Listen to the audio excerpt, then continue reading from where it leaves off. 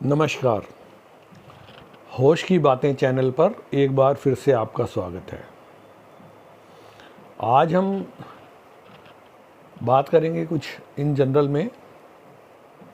देखिए, जब हम छोटे थे तो एक कहानी हम पढ़ा करते थे। एक व्यक्ति था, उसका नाम था बाबा भारती।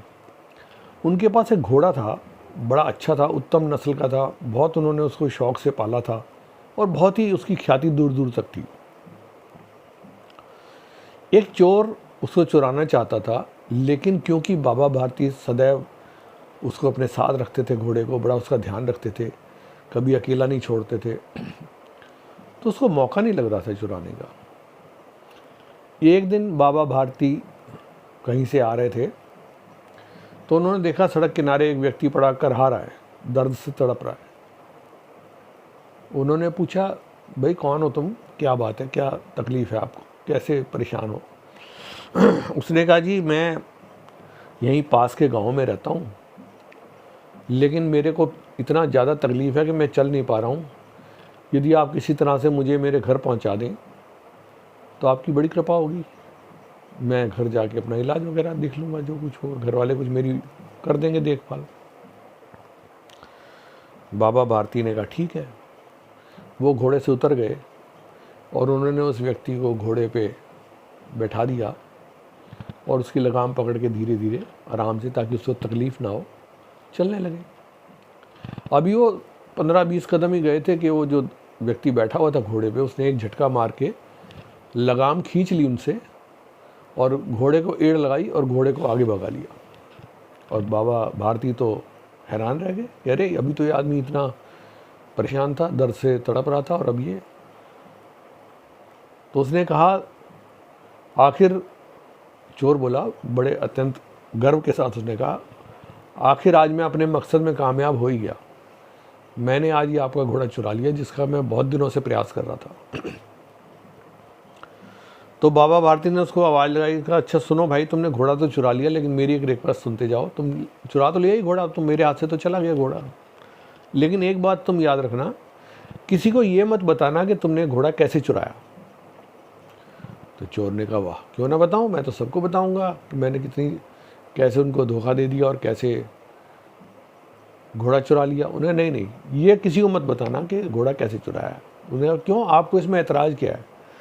कहता, मुझे इसमें ऐतराज़ ये है कि यदि तुम लोगों को तुम बताओगे कि इस तरह से घोड़ा चुराया मैंने धोखा दे के, तो लोग मजबूर व्यक्ति की मदद करना बंद कर देंगे। उनके मन में शक हो जाएगा कि ये जो सामने व्यक्ति अपनी मजबूरी दिखा रहा है, वास्तव में मजबूर है या नहीं है। तो कहते हैं कि चोर को इस बात का इतना गहरा असर हुआ कि उसी रात को उनका घोड़ा वापस उनके घर पे बांध गया। सवाल ये है कि पहले के लोग गांव को, समाज को अपना परिवार मानते थे, इसीलिए अपना दायित्व मानते थे परिवार के प्रति, समाज के प्रति। आज परिवार की डेफिनेशन ही बदल गई है। आज परिवार का मतलब है पति पत्नी और बच्चे, वो भी जब तक उनकी शादियां नहीं हुई।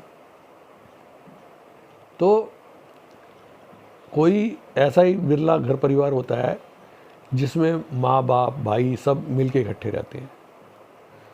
तो जब परिवार की डेफिनेशन ही हमारे लिए बदल गई, भाई बहनें माता पिता ये सब हमारे परिवार में ही नहीं रहे, तो हम इनका ख्याल कैसे रखेंगे, इनके प्रति अपना कोई दायित्व कैसे निभाएंगे?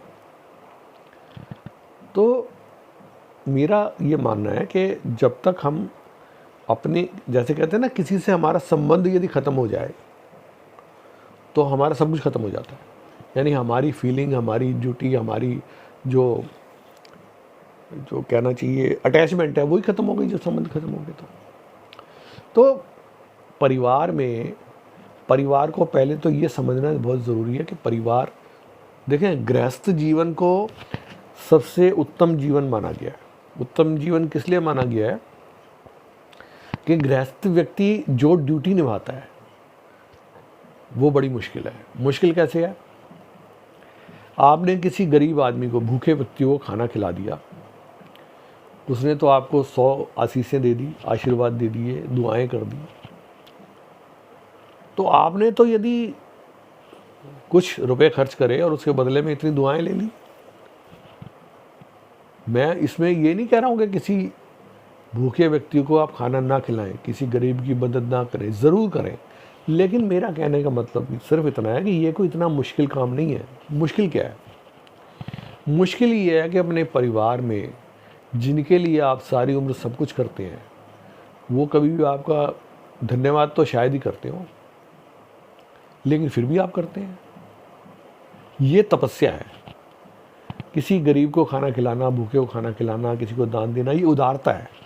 लेकिन अपने परिवार में सेवा करना और लगातार करना, बिना किसी फल की इच्छा के सेवा करना, ये तपस्या है।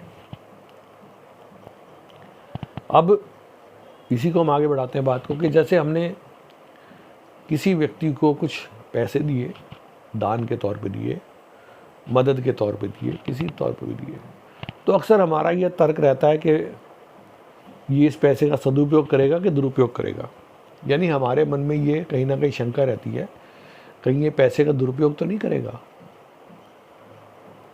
इससे क्या मैसेज जाता है? इससे मैसेज ये जाता है, आपने पैसे तो उसको दे दिए, लेकिन उसका मालिकाना हक नहीं छोड़ा। यानी आपने यदि उसको 100 रुपये दिए, तो वो 100 रुपये तो उसके हो गए ना, लेकिन आप ऐसा नहीं मानते। आप ये मानते हैं कि मैंने इसको 100 रुपये दिए, 100 रुपये का ये क्या करेगा। यानी उसकी 100 रुपये की मालकियत आपने नहीं छोड़ी, जबकि असल में तो जब 100 रुपये आपने दे दिए तो उसका मालिक वो हो गया। वो कुछ भी करे, अच्छा करे, बुरा करे, ये उसकी जिम्मेदारी है ना। आपकी जिम्मेदारी यहाँ तक थी, आपने उसकी मदद करी, 100 रुपये दिए, आगे तो जिम्मेदारी उसकी शुरू हो जाती है, आपकी जिम्मेदारी तो यहाँ ख़त्म हो जाती है। लेकिन अक्सर हमारे ये तर्क रहता है कि अरे किसी को ऐसे पैसे दिए थे, उसने तो ये कर दिया, उसने तो वो कर दिया, पैसे का दुरुपयोग कर दिया, पैसे उजाड़ दिए। वो उसकी सिरदर्दी है, वो उसकी प्रॉब्लम है, आपकी नहीं है। आपका तो सिर्फ इतना दायित्व है समाज के प्रति, परिवार के प्रति, सबके प्रति, कि आप जो कुछ कर सकते हैं वो करें। आप ये सोचिए कि यदि ऐसे लोग नहीं होते, आज भी हैं ऐसे बहुत से लोग हैं जो अपना स्वार्थ छोड़ करके समाज के हित के लिए काम कर रहे हैं, दिन रात काम कर रहे हैं। और ऐसे लोगों की वजह से ही ये समाज रहने योग्य बना हुआ है। जिस दिन ऐसे लोग बिल्कुल ख़त्म हो जाएंगे, यकीन मानिए ये समाज रहने योग्य नहीं रहेगा। तो क्या हमारी कोई ड्यूटी नहीं बनती? हम यही हमेशा सोचते रहें कि लोग करें और हम आराम करें, मतलब हम आराम आनंद उठाएं उसका, और मेहनत लोग करें। ऐसा नहीं होता है।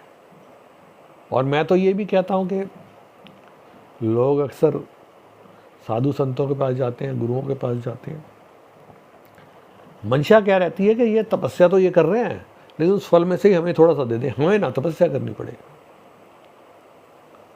तो हम बिना किए प्राप्त करने की हमारी इच्छा इतनी बलवती क्यों है? क्यों ना हम खुद तपस्या करें, हम अपने कर्म को खुद इतना अच्छा बनाएं कि उसमें हमारे को किसी से मांगने की ज़रूरत ना पड़ी। कहते हैं कि अकबर जो थे, अकबर, राजा अकबर, उनके गुरु का नाम फरीद था, फरीद। तो एक दफ़ा फरीद के गांव वालों ने उनसे कहा कि देखो बादशाह तो आपके शिष्य हैं, तो आप एक काम करो, गांव में एक स्कूल खुलवा दो। तो उन्होंने कहा भाई मैं बादशाह से कुछ मांगता नहीं हूँ, मैं मेरे असूल के खिलाफ है कुछ मांगना। उन्होंने समझाया कि आप अपने लिए थोड़ी मांग रहे हो, आप तो ये पब्लिक की भलाई के लिए, बच्चे पढ़ेंगे, तरक्की होगी, ये तो परोपकार का काम है, इसमें आपका तो कहीं कोई व्यक्तिगत स्वार्थ नहीं है। तो वो कन्विंस हो गए, उन्होंने कहा चलो ठीक है मैं चलता हूँ। तो जब गए तो द्वारपाल से पूछा बादशाह सलामत कहाँ है? उन्होंने कहा वो नमाज पढ़ रहे हैं। तो गुरु थे, उनको तो सब जगह आने जाने की छूट थी, वो वहीं चले गए जहाँ बादशाह नमाज पढ़ रहे थे। तो जब बादशाह ने अपनी नमाज पढ़ ली, पूरी कर ली, तो उसने अपने दोनों हाथ उठाए और भगवान से बोला, हे खुदा मुझे ऐसा दे वैसा दे, जो भी उसकी प्रार्थनाएं थी। फरीद ने सुना, देखते रहे, सुना, और वो वापस चल दिए। तो जब बादशाह ने अपनी नमाज ख़त्म की, पूरा देखा, उसने मुड़ के देखा तो देखा फरीद जा रहे हैं। उन्होंने देखा दूर से, अरे ये तो गुरुजी लग रहे हैं। उन्होंने अपने पहरेदारों को बोला, देखो भाई वो जा रहे हैं वापस, मिलने आए थे मेरे से, बिना मिले जा रहे हैं, बुलाओ उनको। वो गए, उन्होंने आदर सहित उनको कहा, बादशाह सलामत आपको याद करते हैं, आप चलें। गए वो, तो बादशाह ने पूछा, आप आए थे और मेरे से बिना मिले चल दिए, ऐसी क्या बात हो गई? तो उन्होंने कहा, मैं आया तो एक राजा के पास था, लेकिन यहाँ तो देखा कि ये खुद ही भिखारी है, खुद ही भगवान से मांग रहा है, तो मैं इससे कुछ मांग लूँगा तो इसको और मांगना पड़ेगा, कम हो जाएगा, तो मैं उसी से क्यों ना मांग लूँ जिससे ये भी मांग रहा है। तो इसमें कहने का तात्पर्य सिर्फ इतना है कि जो भी कमाई है, चाहे वो अध्यात्म की कमाई है, चाहे वो आर्थिक कमाई है, चाहे वो कर्मों की कमाई है, जो हमारी है, जो हमने करी है, वही सिर्फ हमारी है और वही हमारे काम आनी है। बाकी हम किसी से उधार लेके अपनी ज़िंदगी नहीं चला सकते। तो इसलिए अपने कर्मों की तरफ ध्यान दीजिए, सुंदर बनाइए, अच्छा करिए, खुश रहिए, प्रसन्न रहिए। आज के लिए इतना ही। धन्यवाद।